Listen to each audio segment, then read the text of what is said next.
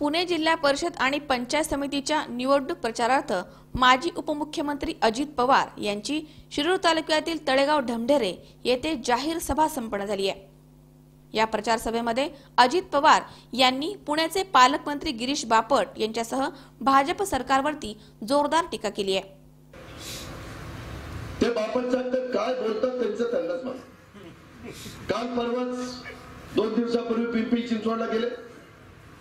देवेंद्र फडणवीस मुख्यमंत्री झाल्यानंतर 2 वर्षात 65,000 शेतकऱ्यांनी आत्महत्या केल्या। अरे पट्या भाषण प्रेसला सांगताय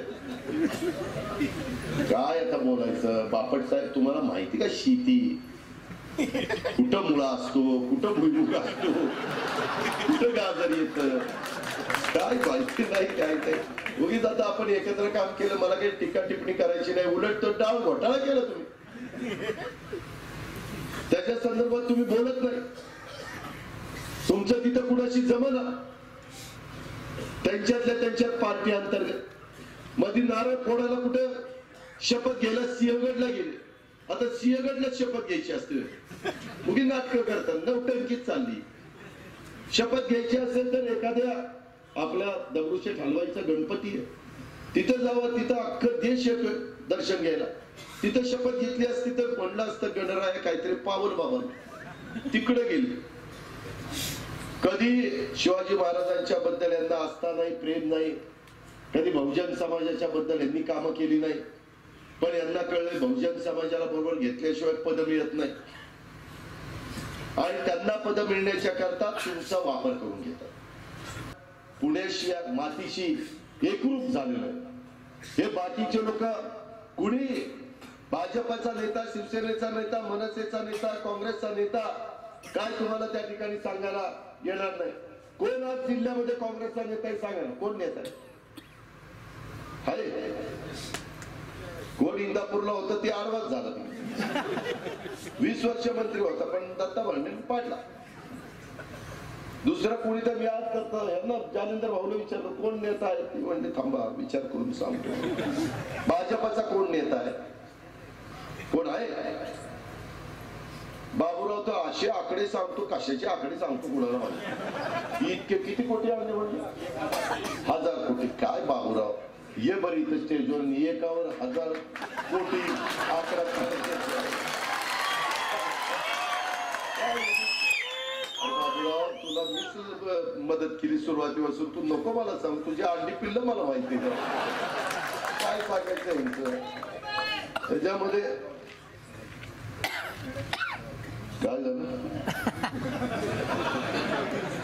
झालं तुम्ही काही गळ्यात माझ्या परवा साहेबांनी बांधलेलं बघितलं, म्हणलं आपण बांधलं पाहिजे। मित्रांनो याच्यामध्ये अक्षरशः कशाला फसवणूक करता, 1000 कोटी कशाला म्हणतात, बजेट किती आहे, बजेटले मधले पैसे प्रत्येक जिल्ह्याला गेले किती, त्याच्यात 1000 कोटी कशी येतील। आम्ही पण अर्थमंत्री होतो ना, मी 4 वर्ष बजेट तुमच्या राज्याचं दिलेलं, आम्हाला त्यातलं माहिती आहे। आम्ही काय उगीच इथं येऊन स्टेजवर गप्पा मारत नाही, भाषण करत नाही। गेले 25 वर्ष मला समाजकारणाचा, राजकारणाचा अनुभव आहे। तर याच प्रचार सभेमध्ये शिरूर हवेलीचे माजी आमदार अशोक पवार यांनीही शेतकऱ्यांच्या मालाला बाजारभाव नाहीये, गावागावाचे व्यवहार ठप्प झाले आहेत अशा शब्दामध्ये भाजप सरकारवरती कडाडून टीकास्त्र सोडलाय। कालच्या या मोदी सरकार आल्यापासून जो पूर्वी आमचा 1.5 कोटी रुपयाचा कुवळी छोट्या गावाचा टर्नओव्हर होता वर्षाचा, तो 80,000 आलाय। आज शेतकऱ्याची अवस्था काय बघा, नोटाबंदीमुळे मी शिरसगावला गेलो, नोटाबंदीच्या आधी लिंबाची गोण आपली 400 रुपयाला जात होती आणि नोटाबंदी सुरू झाली ती गोण 80 रुपयाला जायला लागली। काय करायचं त्या शेतकऱ्यानं? आज अनेक असे प्रश्न आहेत की ते प्रश्न शेतकरी म्हणून तुम्ही आम्हाला फेडसावतात। रुपयाने 2 किलो 2 रुपयानं पालेभाज्या चाललेला आहे। काय कांद्याची अवस्था आहे, कुठल्याही गावात जावा, मी सकाळी असंच म्हटलं की कुठल्याही गावात गेलं तर तिथं कांद्याचा घमघमाट वास सुटला जातोय बघा। ते म्हणले बापू गावात नाही प्रत्येकाच्या घराघरात बनले झाले. म्हणजे कांदा मोठ्या प्रमाणात आहे आपल्या परिसरामध्ये आणि तो कांदा सडलेला आहे. कांद्यामध्ये मोठं नुकसान आमच्या कांदा उत्पादक शेतकऱ्याचं झालेलं आहे. साखर कांद्याचा जो फार बट्ट्या बोळ यांनी केलाय.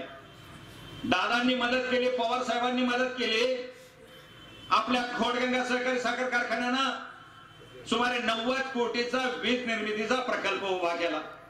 अरुण कुमार मोटे, सी 24 तास, शिरूर.